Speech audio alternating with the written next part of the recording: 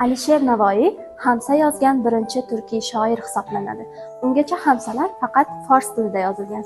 Bu bilan esa shoir butun sharq adabiyotida yangi bosqich ochgan. Navoiy yashagan davrda fors tili ustun hisoblangan. Shunga qaramay, Navoiy turkiy tilni adabiy til darajasiga ko'targan. Muhokamat ul-Lug'atayn asari bunga yaqqol misol.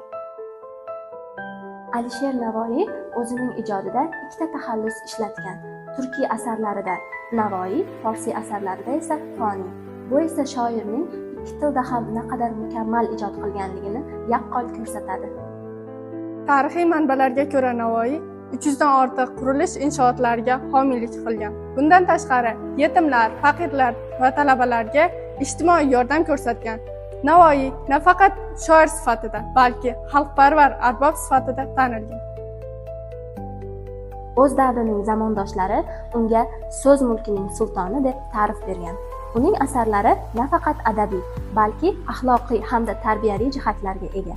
Shuning uchun ham shoirning merosi shu kungacha o'z dolzarbligini yo'qotmagan. Biz o'zbek xalqi Alisher Navoiyning avlodlarimiz.